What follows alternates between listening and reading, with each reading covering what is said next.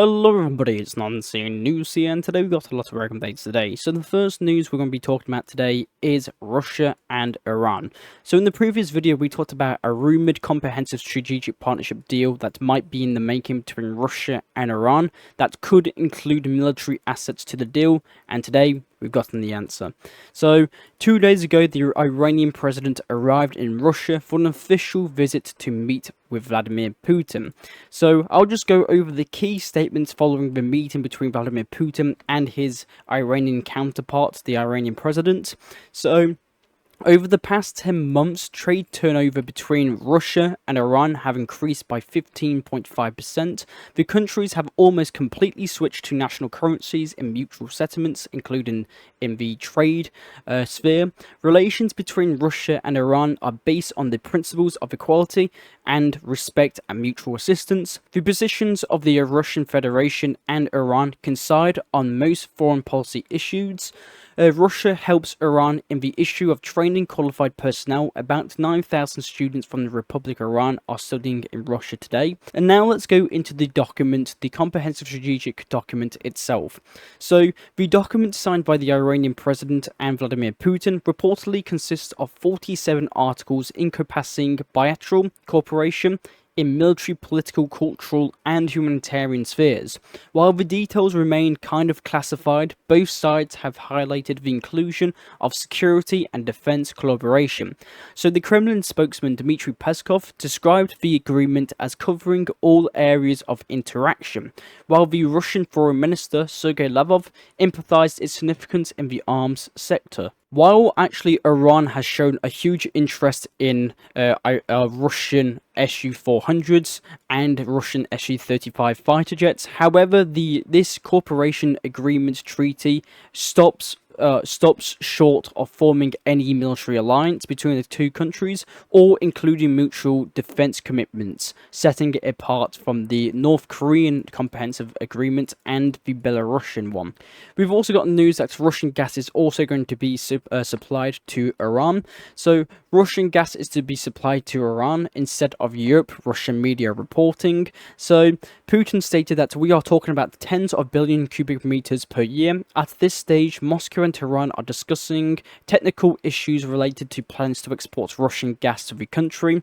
Vladimir Putin also stated that if we talk about the volumes of possible supplies, we believe that we need to start with a small amount, up to 2 billion cubic meters, Putin said at a press conference after the Iranian president.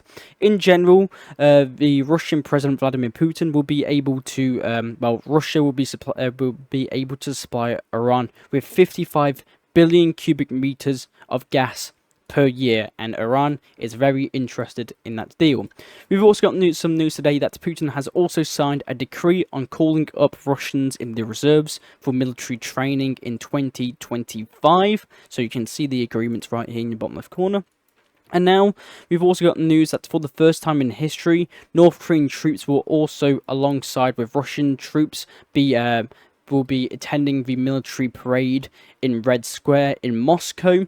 So discussions are also on the way about involving North Korean military band in the parade and other ceremonial events in Russia. So North Korea might be attending the victory parade in Russia, reports are stating. And the next news we're going to be discussing today is coming from Belarus. We've got news that military trenches have been spotted near the Belarusian-Lithuanian border, Sloboda reports. So in the Grodno region of Belarus, near the Lithuanian border, infantry and vehicle trenches have appeared at the edge of the Honza training ground, just 6 kilometers away from Lithuania. So some trenches are now appearing to be coming up in satellites when viewing the Belarusian side of the Lithuanian and Belarusian border. And I'll keep you updated on that. We've also gotten a rare glimpse of the situation between Ukraine and the Belarusian border. So if you can see this video here, we can actually see the state of the Belarusian and Ukrainian border. It seems to be very kind of militarized. Everything is blocked off. So very interesting news. We've also got some news today coming from Ukraine. that the United States will transfer multi-role Black Hawk helicopters to Ukraine. We've also got news that the Netherlands have also unveiled a new aid package for Ukraine. Amsterdam will contribute 7 million euros through NATO's comprehensive assistance package, which includes fuel, mechanical supplies, winter gear, electronic warfare equipment, and more. Additionally, 20 million euros will also be allocated to support Ukraine's energy infrastructure and even more. We've also got news today that Hungary's Prime Minister Viktor Orban stated that Ukraine no longer exists without Western funds, its economy is in ruins, and its EU membership would pose a major threat to Europe's economy and agriculture. So this was stated by Viktor Orban, the Prime Minister of Hungary. We've also received news today coming from Lithuania that Lithuania will allocate 5 to 6% of its GDP to defense from 2026 to 2030, the foreign minister stated. He stated that difficult times demand bold decisions. We urge our allies to follow suit, sit and wait strategies are over. So, interesting news. Lithuania will be trying to reach 5 to 6% of its GDP on defense by 2026 to 2030. We've also got news coming from the Baltic region that Sweden has deployed a battalion of 550 troops to Latvia to strengthen NATO forces in the Baltic region. The mission is the kingdom's first since joining the alliance. The unit was shipped across the Baltic Sea under conditions of secrecy. The battalion will be stationed at the camp of Vandmar, the Swedish media reports. So we've got news that a Swedish battalion has arrived in the Baltic region. We've also got some news today coming from Poland that Norwegian F35s have been deployed to Poland to counter Russian missiles. So 2 Norwegian F35s stationed in Poland were deployed on Wednesday in a response to a massive number of airborne Russian aircraft that approached Poland's airspace, NATO's air command said on Thursday. It was the first time Norway's F-35s had ever been used in Polish airspace after they were sent there last December to strengthen the Polish airspace. So 2 Norwegian F-35s were deployed to try and counter incoming Russian aircraft near the, missiles near the Ukrainian border. We've also received some news today coming from Germany. So we've got news today that the German foreign minister has actually launched an attack on the Chancellor of Germany, Olaf Scholz. The German foreign minister Baerbock has launched an attack on Chancellor Olaf Scholz for blocking additional military aid for Ukraine. She accused the Chancellor of Germany of jeopardizing European peace to quickly win a few votes. We've also got some news today coming from a refinery in Bavaria. So, according to police and local media, a Bavarian oil refinery catched on fire. So, according to police, 4 people were injured in the incident. Local residents were asked to stay indoors and turn off ventilation and air conditioning systems. So, this huge refinery was set on fire, if you can see here in your bottom left corner. So, this is a huge blow to Germany, and I'll keep you updated if there's any more news on the matter of that. We've also got some news today coming from Africa. So we've got news that the Malian armed forces have received a large batch of armored vehicles and artillery systems and engineering vehicles from Russia. So Russia has delivered units including T-72BM tanks, BMPs, BTRs, 82As, IEVs, as well as the Spartak, Linza and Tiger armored vehicles and the Kamaz armored and regular trucks. So the Russian Federation has delivered a batch of military equipment to Mali. We've got some very big news coming from Nigeria today. That Nigeria is now a BRICS member, a BRICS partner, according to Brazilian foreign ministry. So now Russia was the previous head of BRICS. It had the presidency of BRICS. Now Brazil has the presidency of BRICS in 2025, and and Brazil has let Nigeria to become a BRICS partner in the corporation. And the next news we're going to be discussing today is coming from the African nation of Chad. So we discussed this in the previous video, but we'll just quickly go over it today. That's the final French troops have departed from Chad and boarded a plane to leave the African nation. This comes after the authorities of Chad demanded that all French troops actually go back to France and decolonize, they stated. So very interesting news. So all French troops have been kicked out from Chad, and the last planes have left. So it seems that very little or none French troops are left in Chad right now. And now let's discuss about probably one of the biggest news come today, and it's coming from Israel and Gaza, where peace might be on the horizon. So we've just gotten news today that Hamas has just released 3 hostages, and now these 3 hostages are being accompanied by Israeli special forces and the ISA forces on their return to Israeli territory, where they'll undergo initial medical assessment. So we've got news now that Hamas has just handed over 3 hostages in the first stage of the ceasefire between themselves and Israel. So we can actually see footage of Hamas actually handing over Israeli hostages to the Red Cross by Hamas, and it seems that people seem to be cheering. People are celebrating now because it seems that peace just might be on the horizon. And we've also gotten news that 4 new Israeli hostages are supposed to be released next Saturday as well, as the part of the first phase of the ceasefire, of the phase of peace. So it seems that this Israeli ceasefire between Hamas and Israel seems to be actually going good so far. Hamas is now agreeing to give back the Israeli hostages, and obviously Israel won't try not to fight or bomb them anymore and allow humanitarian aid within Gaza. So it seems that peace might actually just be on the horizon, but it doesn't take the fact that Gaza is in rubbles. So you can see here, you can see one of the situation in one of the Gazan cities in Gaza, where you can actually see this one city just completely decimated, and there's not just one single standing building in sight. We'll just go over the total cost that this war has actually brought. So in the Gaza war, Israel has spent over $41 billion on the Gaza war, and 840 Israeli soldiers have been killed, with 14,000 wounded. So that's, and obviously there was many on the Gazan side. There's been talks that 40,000 civilians or people have been killed in Gaza, but that number is still to be debated. But this doesn't mean that the war is over.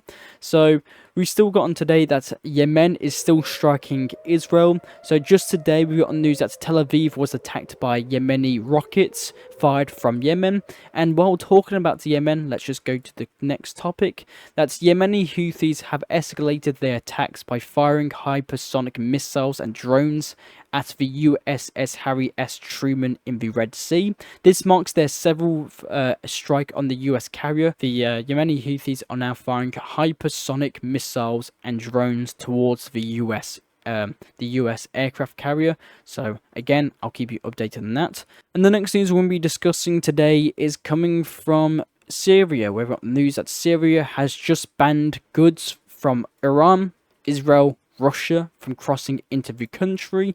We've also got news today that the new leader of Syria met with the delegation from the International Criminal Court, if you can see here in the bottom left corner, and the Syrian leader also met with the EU delegation led by Commissioner Hajar Lijbib, focusing on equality, preparedness and crisis management. So the EU is actively visiting Syria to try and discuss cooperation between the new Syrian authorities and the European Union, and again I'll keep you updated on that. And we've gotten some very big statements today coming from Erdogan, the president of Turkey. Erdogan has just confirmed that Turkey will begin operations to destroy the PKK Kurdish forces in northern eastern Syria. So it is now official. Erdogan is now confirming that Turkey will start a military operation in northern eastern Syria very soon. So if you don't know where I'm talking about, it's this yellow outline in Syria. This is the Kurdish forces in northern eastern Syria, and Erdogan, which is the president of Turkey, and Turkey is in NATO, will be starting a military operation in Syria very soon. The next news we're going to be talking today is coming from Iran, where we've got news that an armed attack happened in Tehran, targeting 3 judges of the Iranian Supreme Court, and it took place in Tehran, according to local media. So 2 judges of the Iranian Supreme Court were killed in assassination, where the 3rd judge actually sustained injuries and is now receiving medical treatment, and he is predicted to live from his injuries. So one of the judges killed during the armed attack of the Iranian Supreme Court was Ali Razni, and he had previously been a target of an assassination attempt in 1998 when he held the position of chief prosecutor in Tehran. At the same time, he was injured in a car explosion caused by magnetic limpet mine planted in his car, but now has been assassinated today. So there was an attack on the Iranian Supreme Court where 3 Iranian Supreme Court's judges were attacked, and 2 of them have been killed. The next news we'll be talking today is coming from Pakistan, where Pakistan launched its first indigenous observation satellite from China. So you can see this video here. Pakistan launches its first observation satellite from China. We've also got news today that Pakistan's former Prime Minister Imran Khan has been sentenced to 14 years in prison for corruption, another setback for the Belarus leader, who has already spent over 18 months in jail and is facing more than 100 cases. So Khan and his wife were found guilty of illegally obtaining plots of lands worth billions of rupees, and obviously the main point is a huge amount of corruption. So the former Prime Minister of Pakistan has been sentenced to 14 years in prison, where he's likely not to survive his time there. We've also got some news today coming from China and the US, where US President-elect Donald Trump actually talked with Xi Jinping in a phone conversation. So on X, Donald Trump stated that I just spoke to Chairman Xi Jinping of China. The call was very good for both China and the US. It is my expectation that we will solve many problems together, and starting immediately. We discussed balancing trade, fentanyl, TikTok, and many other subjects. President Xi and I will do anything possible to make the world more peaceful and safe. Xi Jinping also agreed to establish a strategic communication channel for regular contacts between themselves, so obviously with Xi Jinping and Donald Trump. And Xi Jinping also warned Donald Trump to tread carefully on the Taiwan issue. We've also gotten some news that the US Vice President-elect J.D. Vance met with the Vice President of China, Han Zheng. So Zheng will be attending Donald Trump's inauguration as a replacement for Xi Jinping, who can't make it to the inauguration of Donald Trump. We've also got news that China's economy grew by 5% in 2024, hitting its target and outpacing analyst predictions of 4.9%. And the next news we'll be talking about today is coming from South Korea. So we've got news that the impeached South Korean President Yoon Suk-yeol has officially now been arrested for, if you remember, initiating martial law, and he has also been accused for starting a rebellion. So, and we've also just got news that after the arrest of the South Korean President Yoon Suk-yeol, his supporters actually stormed the courthouse demanding his release. So those reports of 44,000 people awaited his arrival to court while breaking windows and rioting. And the next news we're going to be talking about today is come from Japan, where we've just got news that a volcano in Kuroshio erupted for the third time today, shooting a 2,000-meter plume of smoke and spreading ash up to 700 meters from the crater. So this marks the 15th eruption this year, with the alert now raised to 3. Japanese authorities have set an exclusive zone of around 2 to 3 kilometers from the crater. So this is the exact volcano we are talking about. So you can see there's a lot of cities near this volcano. There's a lot of people that live near this volcano. And the last and final news is coming from the US, where we've gotten some statements coming from Donald Trump in his last rally. So Donald Trump hosted a rally-like conference where he discussed what he'll be doing in his first day as president. So Trump will declare a national emergency on the US-Mexico border on day 1 of his inauguration. We've also got news that in this conference, Trump also promised to end the war in Ukraine and prevent World War III. So he's not saying in 24 hours anymore, so it seems that it's more difficult to get this war done than he thought. So this war in Ukraine might be done at least, well, tomorrow or in 2 days, so I'll keep you updated on that. We've also got some news today that SpaceX, for a second time, has captured and landed its heavy rocket booster in mid-air for the second time in a row. So you can see here in the bottom left corner, we can see SpaceX has successfully captured and it captured its Starship Super Heavy rocket booster in mid-air for a second time, delivering, I believe it was 19 satellites into space. It was Starlink minis. So very interesting news, and that's all the news I actually have for you today. Sorry if I'm a bit rusty. I haven't recorded in 2 days. I've been very busy these couple days, so if I'm stumbling over my words, bear with me. I'm just getting used to it again, so bear with me. But that's all the news I actually have for you today. I am Non-Scene News. I'll try and provide you news that the media around the world do not show you. I do these videos hopefully daily, so consider subscribing and liking. Thank you very much for watching, and I'll see you all later. Bye.